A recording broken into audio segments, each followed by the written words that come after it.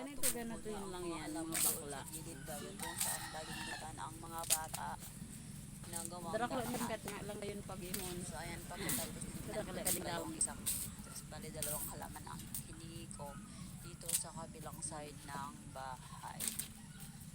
Kasi wala akong mga paso, medyo mahal ang paso dahil hindi natin afford bumili ng paso kasi you know, medyo mahal nga siya. So ayan, para tagdag ko sana siya iyan hanggang sa Sabihin talaga mama kasaligaw kapag apo na tas yung mga parating na baga nagarabot na. nasukat na nabiha ko ng pala ko kagapon. Kadi kadakal ni ka dito kung kain sana ako kay ba nagbahala akong mga 10 tinda ko hindi. Kasi daman ako kay ba tas may kadakal sundara ko.